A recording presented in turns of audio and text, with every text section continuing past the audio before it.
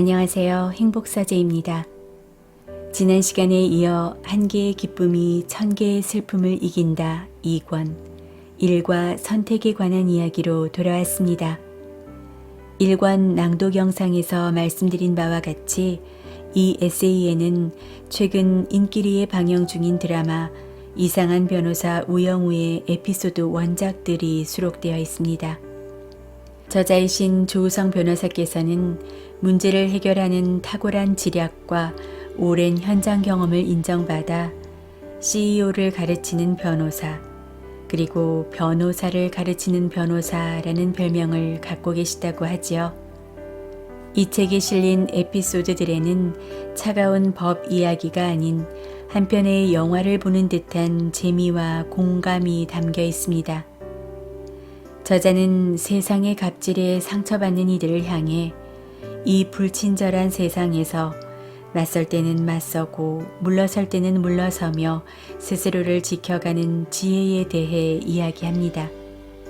그리고 그 지혜의 핵심은 바로 상대방의 입장을 고려하면서 내가 원하는 바를 얻는 황금 비율을 찾는 것이다 라고 저자는 짚어주는데요.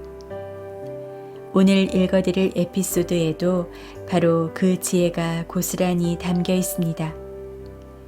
낭독에 앞서 저자의 글 한 구절을 읽어드리며 시작하겠습니다. 기쁨과 슬픔은 교차하는 법이다. 승리가 있으면 패배가 있고 성공이 있으면 실패가 따르기 마련이다. 이 당연하면서도 가슴 서늘한 인생의 진리를 마음에 새기며 이 책을 읽는 독자들 역시 나와 함께 성장해 가길 진심으로 바란다. 난관에 부딪혔을 때일수록 인생의 가장 기본적인 진리가 해결책이 되어주지요. 삶은 수행의 연속이라고 합니다.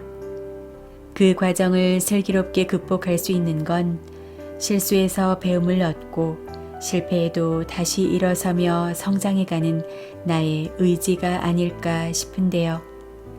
그리고 그 과정에서 나무에 나이테가 생기듯 우리 마음의 근육이 단단해지고 인생의 내공 또한 깊어져 가리라 생각합니다. 그럼 갑에게 대응하는 지혜로운 을의 이야기, 오늘의 에피소드로 함께 들어가 보시겠습니다.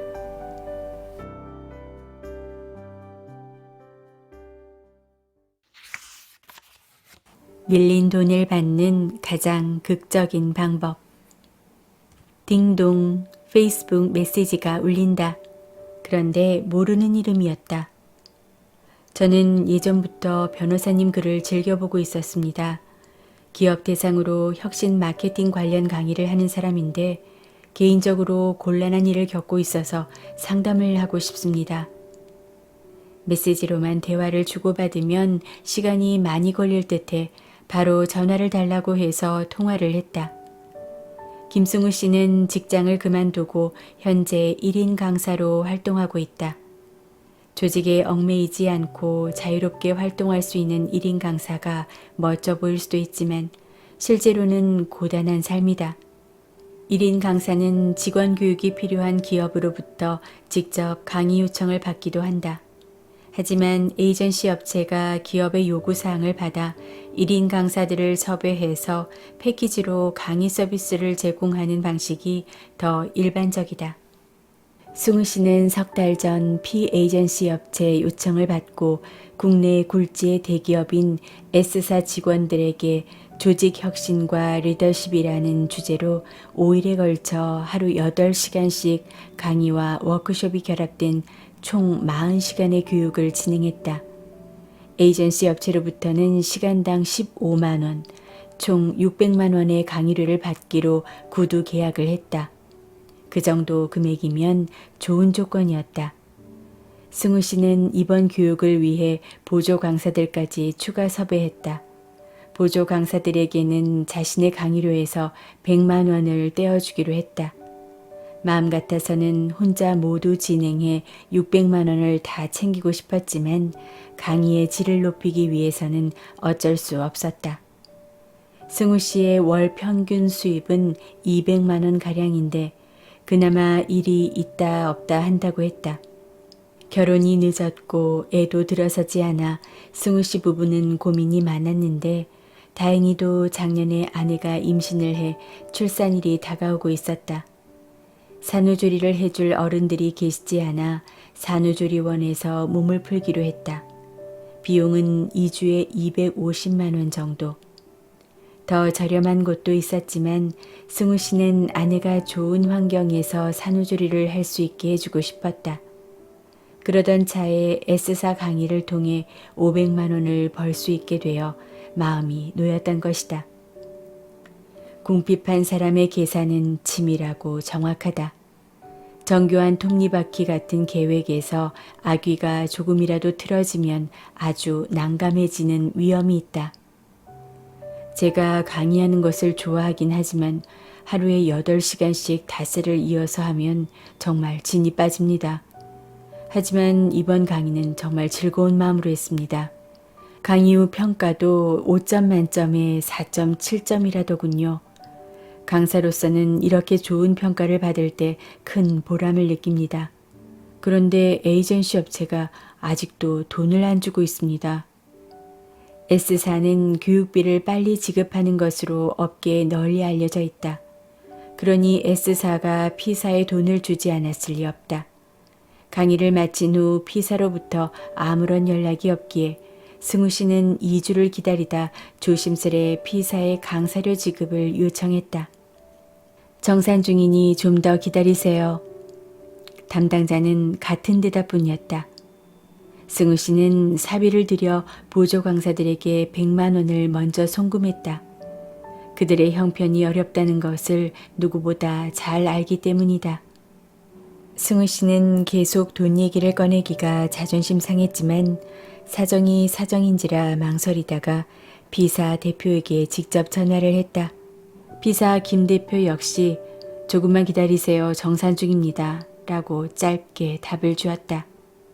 그러다 승우 씨는 우연히 후배를 통해 B사 자금 사정이 많이 어렵고 작년부터 강사들에게 줄 돈을 떼먹는 일이 심심찮게 발생한다는 얘기를 전해 들었다. 불안해진 승우 씨는 체면 차릴 것 없이 김 대표에게 전화를 했다. 김 대표는 어느 순간부터 전화를 받지 않았다. 담당자에게 연락했더니 이 건은 대표님이 총괄하기로 하셨으니 대표님께 직접 연락하세요 라면서 발을 뺐다. 답답한 마음에 P사 사무실을 직접 찾아가 보았지만 문이 잠겨 있었다. 승우 씨는 머리가 하얘졌다. 백방으로 알아보니 P사는 다른 회사의 교육도 수주해서 멀쩡히 사업을 하고 있었다. 의도적으로 피하고 있다는 생각이 들었다. 이대로 가다가는 돈을 못 받겠다 싶어 승우 씨는 아는 변호사를 찾아가 법률 상담을 받았다. 600만 원의 강사료를 P사에 청구하는 것은 그리 어려운 사건은 아니다. 변호사들은 2가지 방법을 제시했다. 첫째, P사를 상대로 민사소송을 제기한다. 그런데 정식 소송은 시간과 비용이 많이 들기 때문에 약식 소송인 지급명령 방식을 권했다. 지급명령 신청을 하고 상대방이 이의 제기를 하지 않으면 그것으로 확정이 된다. 대략 소요기간은 3주 내지 한 달. 하지만 상대방이 이의를 제기하면 정식 소송으로 전환되어 비용과 시간이 추가로 든다.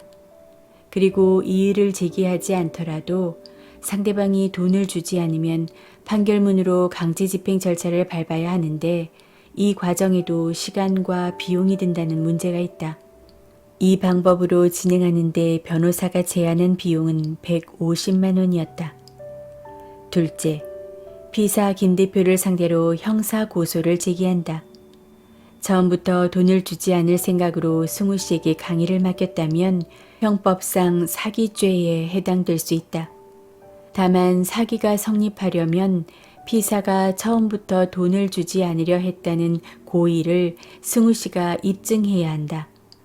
그런데 요즘 경찰 분위기가 민사 문제는 민사 절차를 통해 해결할 것을 원하지 형사적으로 사건을 엮는 것을 싫어하기에 고소장을 부실하게 써서 내면 아예 접수도 받아주지 않는단다. 이런 상황 때문에 고소장을 제대로 작성하는 게 무엇보다 중요하다. 고소장 작성 및 형사 절차를 도와주는데 변호사가 제안한 비용은 300만 원이었다. 다만 형사 고소만 되면 문제가 빨리 처리될 거라고 변호사는 설명했다. 민사, 형사 둘 다 진행하기엔 부담이 커서 효과가 더 강력하다는 형사 절차만 우선 진행하기로 결정했습니다. 그런데 확신이 서지 않아 마지막으로 변호사님께 이렇게 신뢰를 무릅쓰고 질문을 드립니다. 전반적인 정황이 이해가 됐다. 업체 사정이 진짜 어렵거나 아니면 최대한 돈을 늦게 주려고 꼼수를 부리는 중일 것이다. 나는 승우 씨에게 물었다. 피사와 앞으로도 계속 일을 하실 건가요?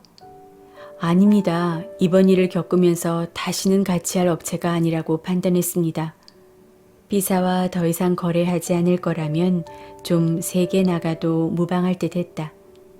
승우 씨에게 피사는 갑이겠지만 또 다른 관계에서는 피사도 을의 위치에 있지 않겠는가.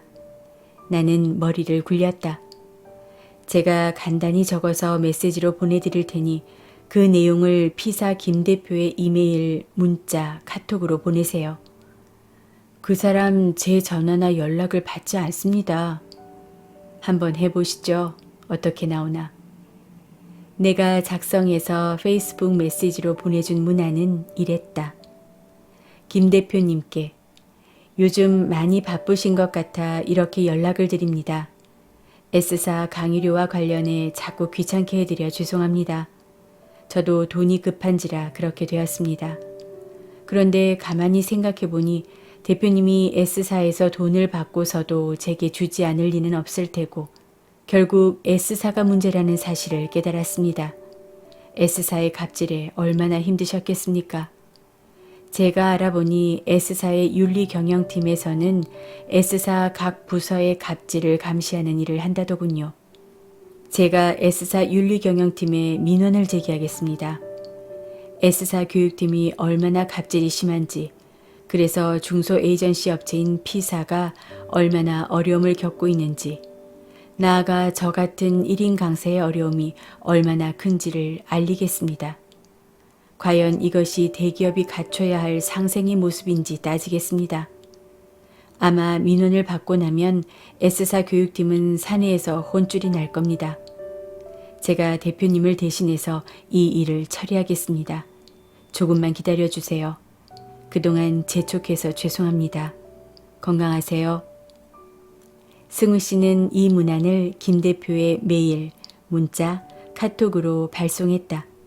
메시지를 보낸 지 정확히 30분 만에 김 대표에게서 문자가 왔다. 서로 오해가 있었던 것 같네요. 제가 요즘 새로운 프로젝트 수주 때문에 바빠서 피드백을 드리지 못했습니다. 죄송합니다.